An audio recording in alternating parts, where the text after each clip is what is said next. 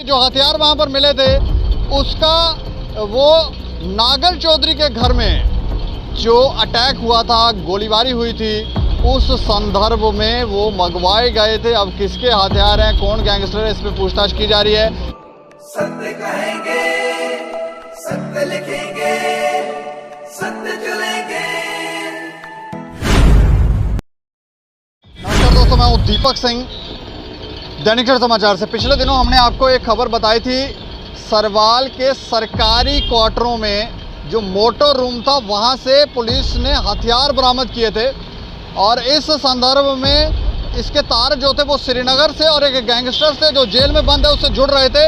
और जो श्रीनगर में व्यक्ति था वो सरकारी कर्मचारी था, वो वहाँ से फरार हो गया था और अब खबर ये है कि उसे गिरफ्तार कर लिया गया है और उसे रिमांड पर भी लिया गया है। इसके अलावा हम आपको ये भी बताएं कि जो हथियार वहाँ पर मिले थे उसका वो नागर चौधरी के घर में जो अटैक हुआ था, गोलीबारी हुई थी, उस संदर्भ में वो मंगवाए गए थे। अब किसके हथियार हैं, कौन गैंगस्टर है, इस पर पूछताछ की जा रही है। लेकिन ये खबर जो है वो हम आपको विस्तार से बताने जा रहे हैं।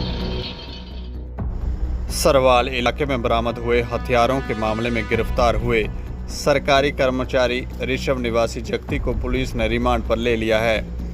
उसकी पूछताछ की जा रही है। उसके कुछ दोस्तों को भी पकड़ लिया गया है, उन्हें अलग अलग रखकर पूछताछ की जा रही है। फिलहाल पूछताछ के दौरान ये साफ हो गया है कि जो हथियार पंपिंग स्टेशन से बरामद हुए वो पुराने हथियार थे, उन्हें ताज़ा नहीं लाया गया था। इस मामले में पुलिस के हाथ और भी बातें लगी हैं जिन पर काम किया जा रहा है। इस मामले में ये बात भी सामने आ रही है कि ये वो हथियार हैं जो नागर चौधरी के घर पर फायरिंग करने के दौरान मंगवाए गए थे।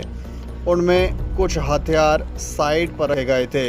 ये वही हथियार हैं जिन्हें ऋषभ ने छिपाने के लिए दिया था। जांच के दौरान ये भी पाया गया है कि ऋषभ वर्चुअल नंबर का इस्तेमाल करता था। इतना ही नहीं, जेल में बंद एक गैंगस्टर भी वर्चुअल नंबर चलाता है। पूछताछ के दौरान पता चला है कि ग्रुप में आपस में दोस्तों के बीच कोई मामला भी चल रहा है। फिलहाल पुलिस के पास कुछ और नाम भी आए हैं जो कि इसी ग्रुप का हिस्सा हैं, जिसमें सांबा जिला के रामगढ़ का भी एक व्यक्ति है। इसके अलावा शहर में भी कुछ लोग हैं, उनकी बातों पर काम किया जा रहा है ताकि मामले को हल किया जा सके। गिरफ्तार किया गया ये सरकारी कर्मचारी पिछले 2 माह से श्रीनगर में सरकारी विभाग में नौकरी कर रहा है। उसे पिता की जगह पर नौकरी लगी थी, लेकिन अभी उसकी पुलिस वेरिफिकेशन नहीं हुई थी। ऋषभ नागर चौधरी के घर पर हुए हमले के मामले में भी शामिल रह चुका है। उसने नागर के घर पर पत्थर तथा खाली बोतलें फेंकी थी।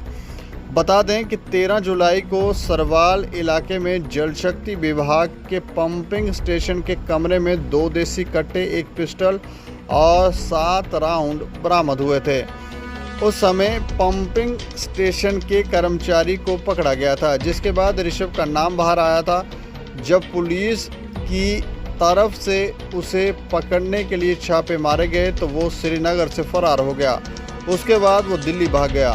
पुलिस ने उसके दोस्तों को पूछताछ के लिए लाया था, जिन्होंने उसकी मदद की थी। उसके बाद मुख्य आरोपी ऋषभ पकड़ा गया। उसकी पूछताछ के बाद इस मामले में और लोगों की गिरफ्तारी की जा सकती है।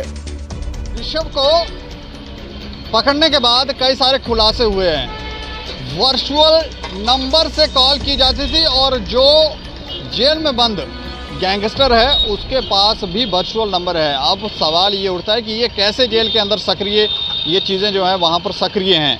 क्या जेल अधिकारियों को इन बातों की भनक नहीं है? इसके अलावा नागर चौधरी के घर पर ऋषभ ने बोतलें और पत्थर फेंके थे वहाँ पर, उसमें भी ये शख्स जो था वो शामिल था। अब आने वाले समय में और भी खुलासे होंगे, लेकिन ये हथियार जो इल्लीगल हथियार हैं ये किस तरह से जम्मू के अंदर एंटर हो रहे हैं ये भी एक चिंता का विषय है। और इस खबर के ऊपर आप अपनी प्रतिक्रिया भी रखें और देखते रहें दैनिक सवेरा समाचार। मुझे और मेरे सहयोगी को दें इजाज़त। नमस्कार।